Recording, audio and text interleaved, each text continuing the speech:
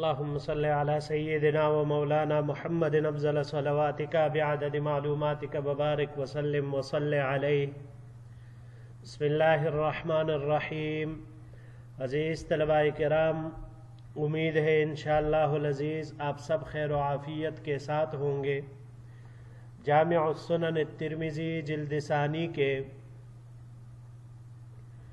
ابواب الایمان کے ایک اور باب ما جاء امرت ان اقاتل الناس حتى يقولوا لا الہ الا اللہ ويقيموا الصلاة کے ساتھ اللہ جل شانہ کے فضل و کرم سے آپ حضرات کی خدمت میں ایک مرتبہ پھر حاضر ہونے کا موقع ملا. عزیز طلباء کرام، بحمد اللہ تعالی آج ہمارا سبق نمبر 248 ہے. تو بڑھتے ہیں اپنے سبق کی طرف. باب ما جاء امرت ان اقاتل الناس حتى يقولوا لا الہ الا اللہ ويقيموا الصلاة.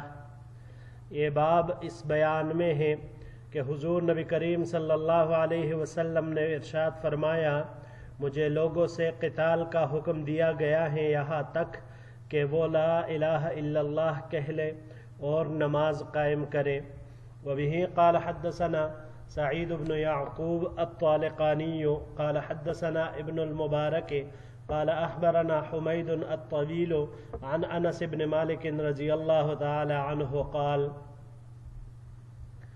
ہمیں روایت کی سعید بن یعقوب الطالقانی نے، انہوں نے روایت کی عبداللہ ابن المبارک سے، عبداللہ ابن مبارک نے روایت کی حمید الطویل سے، حمید نے روایت کی حضرت انس بن مالک رضی اللہ تعالی عنہ سے. قال قال رسول اللہ صلی اللہ علیہ وسلم، کہ انس رضی اللہ عنہ نے فرمایا کہ حضور نبی کریم صلی اللہ علیہ وسلم نے ارشاد فرمایا، امرت ان اقاتل الناس حتى يشهدوا ان لا الہ الا اللہ وان محمدا عبدہ ورسولہ. مجھے اس بات کا حکم دیا گیا ہے کہ میں لوگوں سے قتال کروں یہاں تک کہ وہ اس بات کی گواہی دے کہ اللہ کے علاوہ کوئی عبادت کے لائق نہیں، اور یہ کہ محمد صلی اللہ علیہ وسلم اللہ کے بندے اور رسول ہے. وَأَن يَسْتَقْبِلُوا قِبْلَتَنَا وَيَأْكُلُوا ذَبِيحَتَنَا، اور ہمارے قبلے کی طرف رخ کرے اور ہماری ذبح کی ہوئی چیزیں کھائے. وَأَن يُصَلُّوا صَلَاتَنَا، اور ہماری نماز کی طرح نمازیں پڑھے. فَإِذَا فَعَلُوا ذَلِكَ حَرُمَتْ عَلَيْنَا دِمَاؤُهُمْ وَأَمْوَالُهُمْ إِلَّا بِحَقِّهَا. بس جب وہ ایسا کر لے تو ہم پر ان کی جانیں اور مال حرام ہو جائیں گے مگر کلمہ اسلام کے حق کے ساتھ. یعنی اگر وہ خدا نخواستہ پھر کسی ایسے جرم کا ارتکاب کر لے جس کی وجہ سے ان کی یہ چیزیں حلال ہو جائے تو پھر بات الگ ہوگی. لَهُمْ مَا لِلْمُسْلِمِينَ وَعَلَيْهِمْ مَا عَلَى الْمُسْلِمِينَ، ان کے لیے وہ تمام منافع ہوں گے، وہ تمام چیزیں ہوں گی جو مسلمانوں کے لیے ہیں، اور ان کے اوپر وہ تمام حقوق لازم ہوں گے جو مسلمانوں کے اوپر ہیں. وفی الباب عن معاذ بن جبل و ابی ہریرہ، اس باب میں حضرت معاذ بن جبل اور ابو ہریرہ رضی اللہ تعالی عنہما سے بھی روایات مروی ہے. ھذا حدیث حسن صحیح غریب من ھذا الوجہ، یہ حدیث حسن صحیح غریب ہے اس طریق سے. وقد رواہ یحییٰ ابن ایوب عن حمید عن انس نحوہ، اسی طرح یحییٰ ابن ایوب نے اس کو روایت کیا ہے حمید سے، اور انہوں نے انس رضی اللہ تعالی عنہ سے اسی طرح کی روایت. جی عزیز طلباء کرام، پہلی روایت جو اس سے گزری اس میں بھی یہی ملتا جلتا مضمون تھا. یہاں پر اس میں ایک بات کا اضافہ کیا گیا عنوان کے اعتبار سے. ما قبل کا عنوان لا الہ الا اللہ تک تھا، اب آگے ویقیم الصلاۃ، نماز قائم کرنا، یہ بھی اس کے ساتھ اضافہ کیا گیا. اب عزیز طلباء کرام، کوئی کافر جب کلمہ پڑھتا ہے اور دائرہ اسلام میں داخل ہوتا ہے تو پھر اس کے احکامات ایک عام مسلمان کے ہوں گے.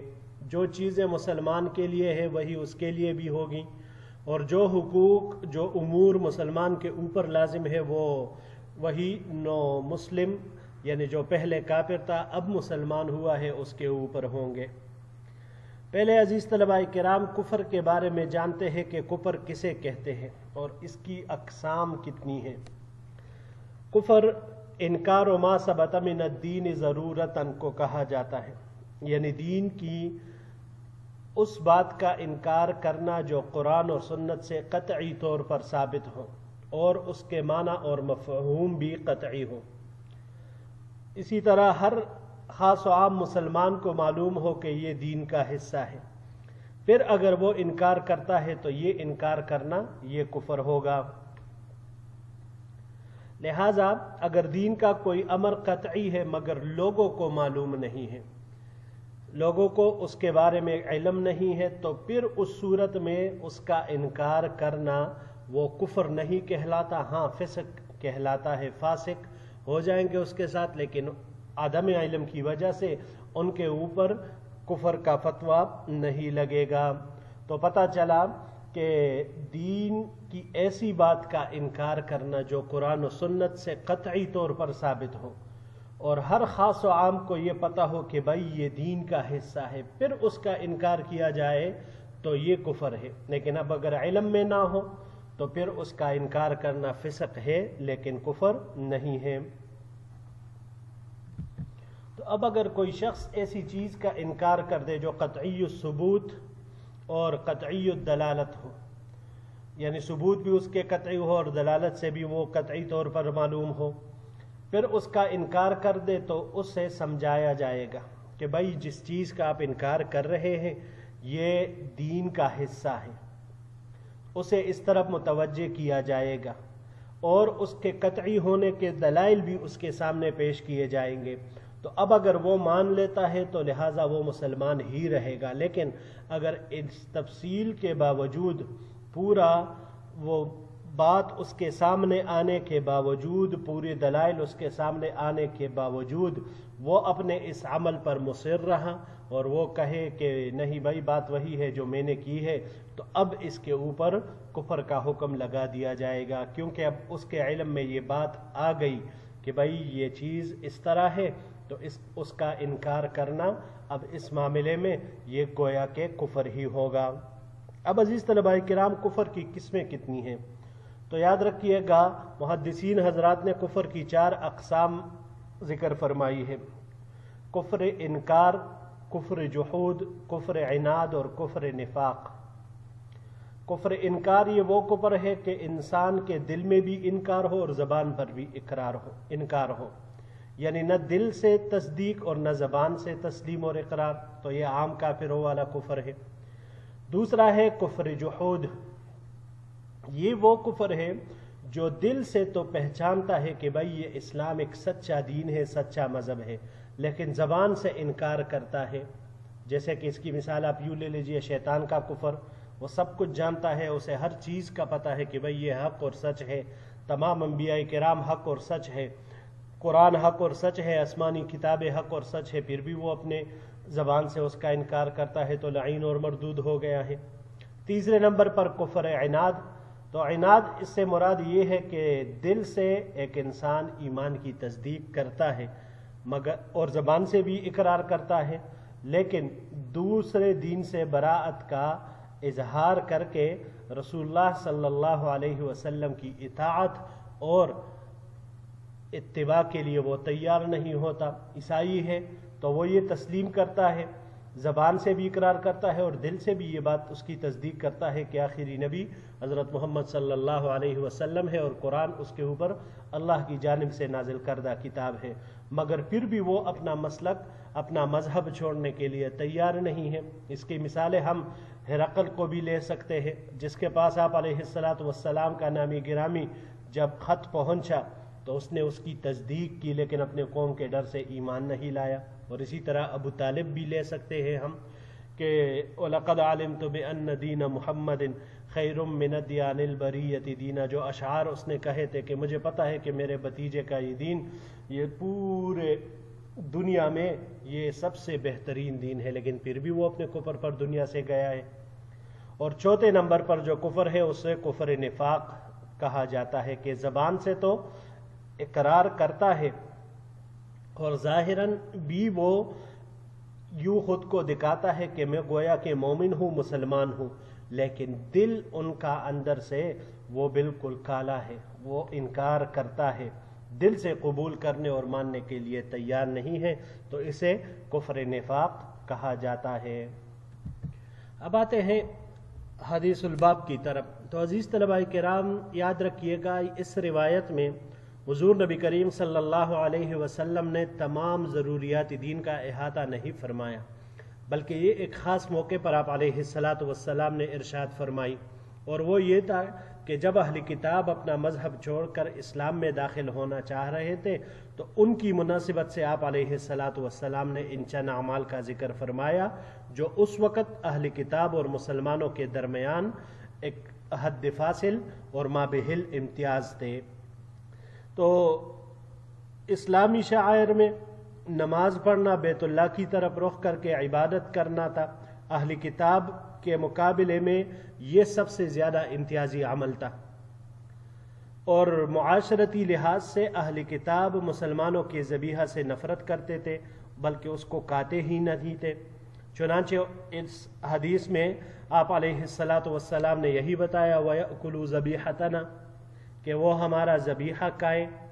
تو معاشرتی لحاظ سے مسلمانوں کے ہاتھ کا ذبیحہ کھانا یہ بھی اس بات کی علامت اور دلیل ہے کہ پھر انہوں نے اسلام کو تہ دل سے قبول کر لیا ہے۔ تو اب یہاں پر اس روایت میں یہ چند امور آپ علیہ الصلاۃ والسلام نے جو ذکر فرمائی تو یہ اس خاص موقع کے حساب سے تھی۔ اور یاد رکھیے گا عزیز طلباء کرام کے بعض قادیانی اس روایت کے اوپر استدلال کرتے ہیں اور خود کو مسلمان ثابت کرنے کی کوشش کرتے ہیں۔ وہ کہتے ہیں کہ یہ حدیث میں جن تین اعمال کا ذکر ہے وہ تو ہم بھی کرتے ہیں۔ وہ کہتے ہیں کہ ہم بھی نماز پڑھتے ہیں، اور اسی طرح ہم قبلہ بھی ہمارا وہی ہے جو مسلمانوں کا ہے، اور تیسرے نمبر پر ہم مسلمانوں کا ذبیحہ بھی کھاتے ہیں، عام دوسرے لوگوں کا ذبیحہ بھی ہم کھاتے ہیں، تو گویا کہ ہم مسلمان ہیں۔ تو یاد رکھیے گا کہ یہ حدیث جو ہم نے ابتدا میں ہی یہاں پر ذکر کر دی تفصیل کے دوران کہ یہ ایک خاص موقع پر آپ علیہ الصلاۃ والسلام نے ارشاد فرمائی ہے، یہ بالعموم نہیں ہے، کیونکہ اس حدیث میں ایک مسلمان کی اس وقت کے لحاظ سے صرف ظاہری علامتیں بیان کی گئی ہیں، لہٰذا جب تک اس سے قطعی طور پر اسلام کے معارض کوئی بات ثابت نہ ہو جائے تو اس وقت تک اسے غیر مسلم بلکہ کافر کہنا جائز نہیں ہے۔ لیکن اس کا مطلب یہ بھی نہیں ہے کہ کوئی شخص آخرت کا انکار کرے یا قرآن کا انکار کرے، ختم نبوت کا انکار کرے۔ تو اب یہ تینوں باتیں ایسی ہیں کہ جو ظاہر علامت کے طور پر پائی جا رہی ہے، یہ بالکل کلم کلا علامت ہے، تو اس کے باوجود اس کو مومن کہنا یہ کسی طور پر بھی جائز نہیں ہے۔ اچھا، اب یہاں پر ایک بات یہ بھی آتی ہے عزیز طلباء کرام کہ اس روایت میں آپ علیہ الصلاۃ والسلام نے دیگر ارکان اسلام کو کیوں ذکر نہیں کیا، نہ زکوٰۃ کا ذکر کیا نہ کسی اور رکن کا ذکر کیا؟ تو محدثین حضرات نے اس کی دو وجہ ذکر فرمائی ہے۔ پہلی وجہ تو یہ ہے کہ دیکھیے آپ علیہ الصلاۃ والسلام نے صرف نماز کے بیان پر اکتفا فرمایا، کیونکہ وہ الصلاۃ عماد الدین، دین کا ستون اور سب سے اہم ہے عبادات میں سے اور اسلامی شعائر میں سے سب سے اہم۔ اور اسی طرح دوسری وجہ یہ بھی ہو سکتی ہے کہ اس حدیث کے بیان کے وقت نماز کے علاوہ دیگر ارکان کی فرضیت کے احکام نازل نہیں ہوئے تھے، تو اسی لیے آپ علیہ الصلاۃ والسلام نے ان کو ذکر نہیں فرمایا۔ بڑھتے ہیں جی اگلے باب کی طرف۔ باب ما جاء بنی الاسلام علی خمس، یہ باب اس بیان میں ہے کہ اسلام کی بنیاد 5 چیزوں پر ہے۔ وبه قال حدثنا ابن ابی عمر قال حدثنا سفیان بن عیینۃ عن سعید بن الخمس التمیمی عن حبیب بن ابی ثابت عن ابن عمر رضی اللہ تعالی عنہما قال، ہمیں روایت کی ابن ابی عمر نے، انہوں نے سفیان ابن عیینہ سے، انہوں نے روایت کی سعیر ابن الخمس التمیمی سے، انہوں نے حبیب ابن ابو ثابت سے، انہوں نے عبداللہ ابن عمر رضی اللہ تعالی عنہما سے، قال قال رسول اللہ صلی اللہ علیہ وسلم بنی الاسلام علی خمس۔ عبداللہ ابن عمر رضی اللہ تعالیٰ عنہما نے فرمایا کہ حضور نبی کریم صلی اللہ علیہ وسلم نے ارشاد فرمایا اسلام کی بنیاد 5 چیزوں پر ہے: شہادت اللہ الہ الا اللہ وان محمدا رسول اللہ واقام الصلاۃ وایتاء الزکاۃ وصوم رمضان وحج البیت۔ اس بات کی گواہی دینا کہ اللہ کے علاوہ کوئی عبادت کے لائق نہیں، اور یہ کہ محمد صلی اللہ علیہ وسلم اللہ کے رسول ہے، نماز قائم کرنا، زکوٰۃ ادا کرنا، رمضان کے روزے رکھنا اور بیت اللہ کا حج کرنا۔ وفی الباب عن جریر ابن عبداللہ، اس باب میں حضرت جریر ابن عبداللہ سے بھی روایت مروی ہے رضی اللہ تعالی عنہ۔ ھذا حدیث حسن صحیح، یہ حدیث حسن صحیح ہے۔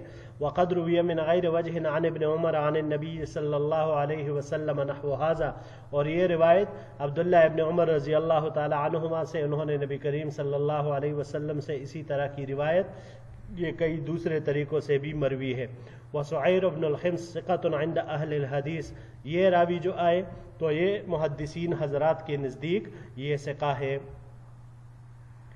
وبه قال حدثنا ابو قريب قال حدثنا وكيع عن حنزلة بن ابي سفيان الجمحي عن عكرمة بن خالد المخزومي عن ابن عمر عن النبي صلى الله عليه وسلم نحوه هذا حديث حسن صحيح۔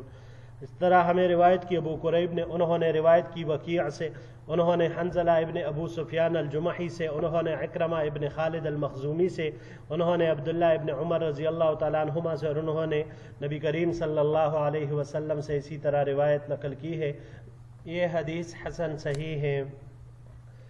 عزیز طلباء کرام، یہی تک ہمارا آج کا سبق تھا۔ انشاءاللہ العزیز زندگی رہی تو اگلے درس میں ایک نئے باب کے ساتھ پھر آپ کی خدمت میں حاضر ہوں گے۔ السلام علیکم ورحمۃ اللہ وبرکاتہ۔